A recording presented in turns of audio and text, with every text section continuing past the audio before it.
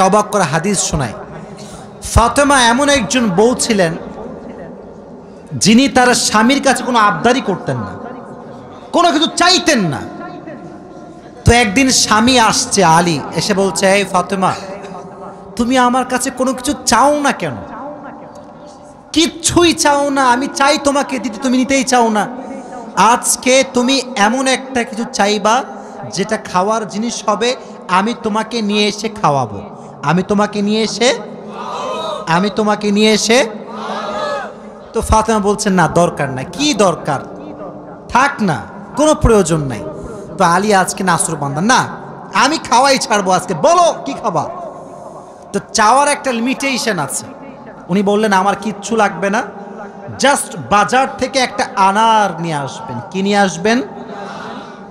তো আলী রাদিয়াল্লাহু তাআলা আনহু বলছে, ঠিক আছে যাও, আমি যাচ্ছি, তোমার জন্য নিয়ে আসবো একটা আনার। বের হয়েছেন নেওয়ার জন্য। এই মনোযোগ দিয়ে শুনবেন হাদিসটা, খুব মনোযোগ দিয়ে। বাজার থেকে একটা আনার কিনেছেন, কিনে যখন বাসায় ব্যাক করবেন, হঠাৎ করে একজন গরিব মানুষ আসছে, সে বলছে, আলী, আজ 3 দিন যাবত আমার পেটে কোনো খানা নাই, আমি বড় হতদরিদ্র মানুষ, খুবই ক্ষুধার্ত মানুষ, তুমি কি আমাকে কিছু খাওয়াতে পারবা? আলী রাদিয়াল্লাহু তাআলা আনহু এতটা দান করার মেন্টালিটি ছিল, এতটা ভালো মানুষ ছিলেন, বইয়ের কথা ভুলে গিয়েছেন, ওই আনারটাও আল্লাহর রাস্তায় দান করে দিয়েছেন। তো যখন আনার মানে হচ্ছে ডালিম, ডালিম, ডালিম। ও আচ্ছা, না বুঝতে বলা যাবে, কোনো সমস্যা নাই। আনার মানে হচ্ছে, নগরে ডালিম আছে না নাই? তোমাদের নগরে একটা বড় বাজার আছে, বাজারটার নাম কি?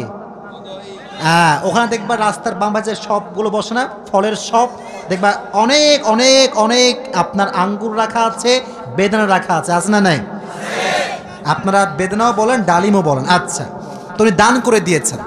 তো যখন দান করে দিয়েছেন, হঠাৎ করে মাথায় আসছে, তো কার জন্য ছিল? ফাতেমার জন্য। বলেন, কার জন্য ছিল? তো মনটা খারাপ যে জীবনে বউ একবার চাইলো, তাও খাওয়াইতে পারলাম না, মানুষকে দিয়ে দিলাম। বাসায় আসছে, মনটা খুবই খারাপ। তো বউয়ের ভালোবাসা কাকে বলে খুব ভালো করে বুঝবেন। আলী যখন গেটটা খুলেছে, ফাতেমা যখন আলীর চেহারার দিকে তাকাইছে, বলছে, আলী, নিশ্চিত তুমি আমার বেদনা, আমার ডালিম তুমি আল্লাহর রাস্তায় দান করে দিয়েছো। সুবহানাল্লাহ পড়ে। তো বলছে ফাতেমা, আসলেই তাই, আমি দান করে দিয়ে আসছি। তো বলছে, আলী, তুমি যদি আমার জিনিসকে আল্লাহর রাস্তায় দান করে খুশি হও, আমি ফাতেমা তাতেই খুশি হয়ে গেলাম। অবাক করা বিষয় দেখেন, হঠাৎ করে একজন মানুষ বাসার গেটে নক করেছে, এই কেউ কি আছে বাসায়? গেট খুলেছে, তো দেখছে গেটের বাইরে দাঁড়িয়ে আছে একজন সাহাবী, তার নাম হচ্ছে সালমান ফারসি। তার নাম কি? এদিকে পেছনে কিয়ামত হয়ে যাক, তোমরা আমার দিকে তাকাও। তার নাম কি? সালমান ফারসি। বলছে, কি হয়েছে আপনার, হঠাৎ করে আপনি আমাদের বাসায় আসছেন? বলছে, নবীজি তোমার জন্য 9টি আনার হাদিয়া পাঠিয়েছেন। আপনার সুবহানাল্লাহ পড়তে পারলেন না? কয়টি আনার? আরো জোরে। তো আলী বলছেন, নো, এটা আমার না, এটা আমার হতে পারে না। সালমান ফারসি বলছে, কেন? এটা তোমার জন্য পাঠিয়েছে। আলী বলছে, ভালো করে চেক করো, এটা আমার জন্য হতে পারে না। বলছে, কেন? বলছে, আল্লাহ তাআলা কোরআনে বলেছেন, মান জাআ বিল হাসানাতি ফালাহু আশরু আমসালিহা, যে আল্লাহর রাস্তায় একটা দিবে, আল্লাহ তারে 10 গুণ বাড়ায় দিবে। তাহলে আমার তো 9টা হবে না, আমার হবে কয়টা? তো সালমান ফারসি এই কথা শুনে আবার পকেটে হাত দিয়েছে, হাত দিয়ে আর একটা বের করেছে, বলছে, নবী তোমাকে 10টাই দিয়েছে, আমি জাস্ট পরীক্ষা করছিলাম। সুবহানাল্লাহ পড়ে। তো চাইলেও একটা ভালোবাসা লাগে, আর যে আল্লাহর রাস্তায় দান করে তার আরো বেশি বাড়ায় দেয়। একজন আওয়াজ দিয়ে বলেন, তিনি কে? আর একটা রিওয়ায়াত বলি, একদিন ফাতেমা রাদিয়াল্লাহু তাআলা আনহা সুতা বিক্রি করলেন। কি বিক্রি করলেন? সুতার দাম হচ্ছে 6 দিরহাম। কয় দিরহাম? আচ্ছা, তো বলছে, হে আমার স্বামী আলী, 6 দিরহাম নিয়ে কয়েকটা রুটি নিয়ে আসো হাসান এবং হোসাইনের জন্য। কার জন্য? হাসান এবং হোসাইন কার সন্তান? ফাতেমা এবং আলীর সন্তান। তো অবাক করে একটা রেওয়ায়াত, আমি জাস্ট গতকালকে এটা পড়লাম, এটা আমি আগে জানতাম না।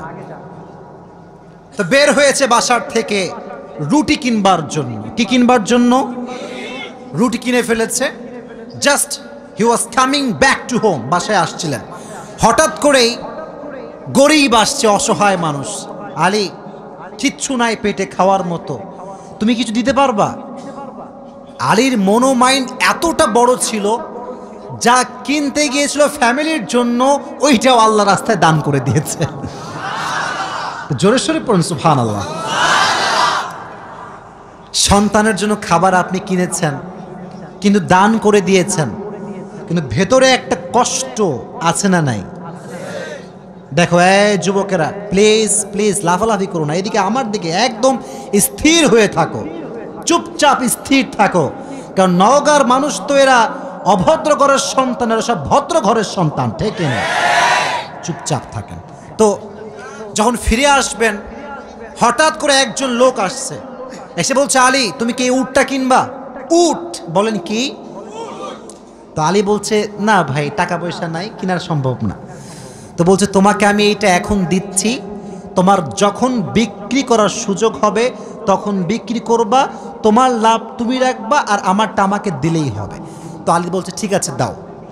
জাস্ট উটটা নিয়েছে, উট নিয়ে বাসায় ব্যাক করবে, আবার আরেকজন আসছে, বলছে, ভাই এর দাম কত নেবেন বলেন?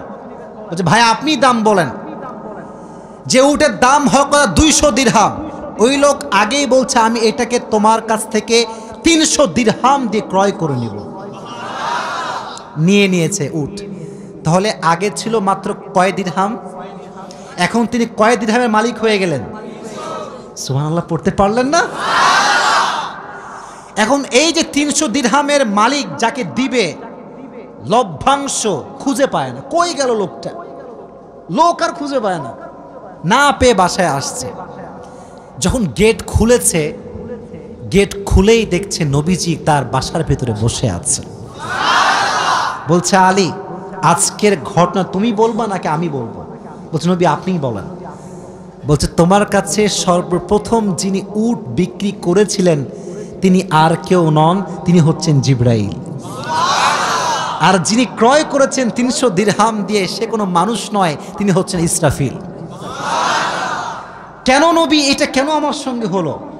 বল, তুমি যে নিজে না খেয়ে মানুষকে খাওয়াইছো, এটা আল্লাহর কাছে বড্ড ভালো লেগেছে। তো আল্লাহ তোমার এত বেশি বাড়ায় দিয়েছে যে তুমি কল্পনাই করতে পারো না। সুবহানাল্লাহ পড়েন। তাহলে প্রিয় ভাইয়েরা, আল্লাহর রাস্তায় দান করার জন্য আলী এবং ফাতেমার থেকে শিক্ষা নেওয়ার দরকারটা আছে না নাই? যতটুকু পারি নিজেও খাবো, মানুষকেও দিব। নিজে খাবো, মানুষকে দিব না, এটা স্বার্থপর ছাড়া কিচ্ছু হতে পারে না। আমরা স্বার্থপর হব না, ভালোবেসে যাব। আল্লাহ ভালোবাসার মন আমাদের দান করুক, পড়না আমিন। আর একটা হাদিস, আচ্ছা বলেন তো পরিবারের, আচ্ছা এখানে সব যুবক আমার মনে হয় আমরা মধ্যবিত্ত পরিবারের সন্তান, ঠিক আছে না প্রিয় ভাইয়েরা? শোনেন একটা কথা বলি, অনেক সময় অনেক যুবকের মন খারাপ হয় যে হুজুর শখের একটা R15 নাই, শখের একটা আইফোন নাই, ঠিক আছে না প্রিয় ভাইয়েরা? শখের একটা গাড়ি নাই, শখের একটা বাড়ি নাই। অনেকের এটা কষ্ট থাকে, না বললে হবে না, এটা মানুষ হিসেবে কষ্ট লাগে, ঠিক আছে, কিন্তু মাথায় রাখবা, এদিকে হাদিস বলছি, গরিবরা, মধ্যবিত্তরা বড়লোকের চাইতে 500 বছর আগেই জান্নাতে প্রবেশ করবে। এবার খুশি না বেজার? এবার হাদিস শোনা। হঠাৎ করে একদিন আলী এবং ফাতেমার ঘরে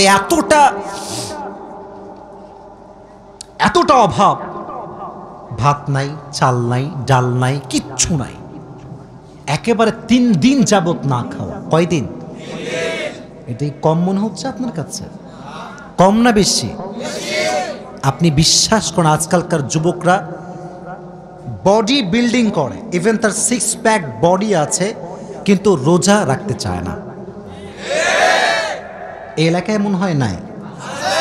খবর লাগাবেন না, আপনার ভাবিও রোজা রাখে না, খবর লাগায় না। বলবেন যে ভাবি হোয়াট ইজ দিস, রোজা রাখেন না? এখন বলছে বাবা গায়ে শক্তি নাই, দুর্বল। একদিন এক যুবককে বললাম, কি রে তুই আমার ওয়াজ শুনিস না? বলছে অবশ্যই শুনি। তাই রোজা রাখিস না কেন? বলছে যে ভাই রোজা রাখলে বডি কমে যাবে। নাউজুবিল্লাহ পড়তে পারলেন না প্রিয় ভাইরা? কয়েকদিন যাবত না খাওয়া। এবার আলী রাদিয়াল্লাহু তাআলা আনহু বাধ্য হয়ে গিয়েছেন, আর পারছেন না। বলছে ফাতেমা যাও, বাবার কাছে যাও, বলো আব্বাজান বাসাতে খাবার মতো কিছু নাই, আপনার কাছে কিছু হবে খাওয়ার মতো? আহা! ফাতেমা যখন ঘরে আসছেন, নবীজি ঘর খুলে দিয়েছেন। দেখেন বাবা এবং মেয়ের ভালোবাসা কত সুন্দর। ফাতেমা বলেন নাই যে আব্বাজান কিছু লাগবে। যখন গেট খুলেছে, মেয়ের চেহারা দেখেছে, আব্বা বুঝে গিয়েছে মেয়েটা আমার ক্ষুধার্ত হয়ে আমার কাছে এসেছে। সুবহানাল্লাহ পড়া। ডাক দিয়ে বলছে ফাতেমা তোমার অবস্থা কি বলো, কি হয়েছে তোমার? ফাতেমা রাদিয়াল্লাহু তাআলা আনহা ডাক দিয়ে বলছে আব্বাজান আজ 3 দিন যাবত আমাদের বাসায় কোনো ভাত নাই, ডাল নাই, চাল নাই, গোস্ত নাই, কিচ্ছু নাই। আমি আপনার কাছে একজন ক্ষুধার্ত নারী হয়ে এসেছি কিছু নেওয়ার জন্য। তো নবীজি বলছেন এই যুবকেরা এদিকে তাকাও। বলছে ফাতেমা আমার কাছে 5টা বকরি আছে, 5টা দোয়া আছে।